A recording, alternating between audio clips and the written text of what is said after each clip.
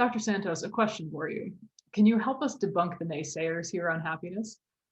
Happiness is such a qualifiable concept, and some of these kinds of ideas can be difficult to quantify.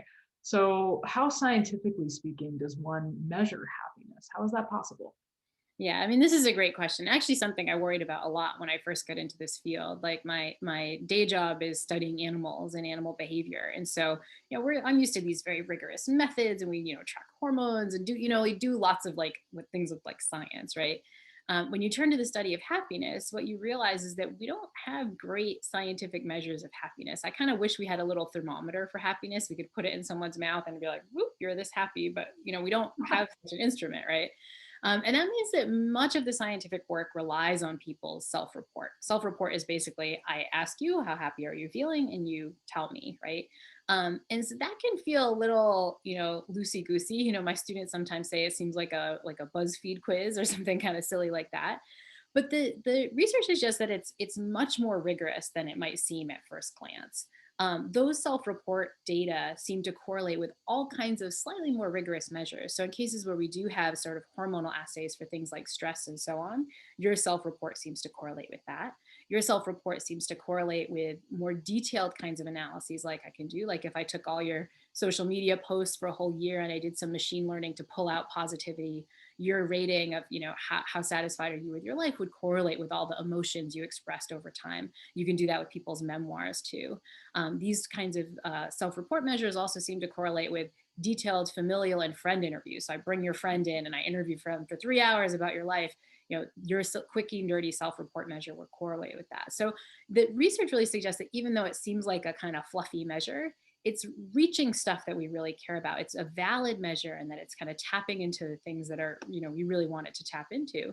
And it also seems to be a reliable measure. So if you ask people kind of over time, they'll sort of say the same thing as you go. And so, so that suggests to me that, like, yeah, it's better than we kind of think. But I've also come around philosophically to using these sort of self-report measures, in part because of what we're trying to do in the happiness research. Much of what I talk about in my class are cases where we're trying to intervene on someone's happiness, right? We're trying to have them do some new practice and see if that person gets happier. And then we ask, well, what does it mean to get happier? Well, honestly, if you tell me after some, practice that I've given you to do that you're feeling happier, you self-report that you're experiencing more well-being, your life is more satisfying, you have more positive emotions. That's kind of what I want to get out of it. You know what I mean? Like if you're telling me it's working, I'm feeling happier, then I'm like, good, check, this sort of worked. So I've kind of come around to these self-report measures. And there tends to be two of them in the field of psychology that are used really robustly when studying well-being and happiness. And they're questions that get at two aspects of what we might think would be important for happiness. One is sort of being happy in your life, and the other is being happy with your life. And so being happy in your life is just the fact that you have lots of positive emotions. So if I ask you, what are your emotions like? You're like, I have lots of joy, I have lots of laughter, less anger, less sadness, not none, but less, the ratio is looking pretty good. That's being happy in your life. Being happy with your life is a little bit different. It's sort of answer to the question, all things considered, how satisfied are you with your life, right? And it's worth remembering that these things can dissociate. My academic dean right now has a new baby here in my residential college, and I feel like she's seeing this dissociation really close. How satisfied is she with her life? Like very, oh my gosh, she has so much meaning. She has this new baby, but how happy is she in her life? Well, it's like dirty diapers and less sleep. Maybe the emotions aren't like perfect right now. And so, but the good news is what the interventions we talked about in our discussion and I talk about in my class are trying to do is they're trying to maximize both of those. They're trying to get you happier in your life and with your life. And I think if they do that successfully, then we'll really be talking about happiness in a rich way. Yeah, absolutely. A follow-up question to that: with youth, do you see a difference between how they answer being happy in their life versus with their life?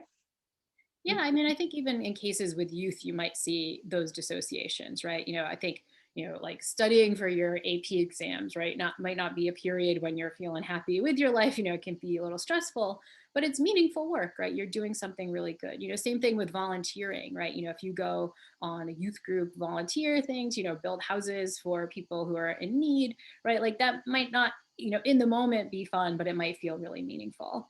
I also think youth experience the opposite, right? There's things that you can do that are fun in the moment, right? Might be playing, I don't know, like Call of Duty, or like Among Us, or like, playing hours of that. And at the end, you feel like kind of like, I'm not really that satisfied with my life, right? Sometimes you're doing things that make you feel good in your life, but that might not be bringing you meaning. So the best case scenario is when you bring both of those together and make things positive. Yeah, yeah, and that's a really interesting endeavor for youth workers too, I think, to try and be thoughtful about programming that can bring those two pieces together and Yeah. bring about that kind of inner reflection for youth. Yeah. Yeah, I think that's really important. As just make sure that you're not focused too much on one without the other, or the best case scenario is to kind of bring both along for the ride. Yeah. Thank you.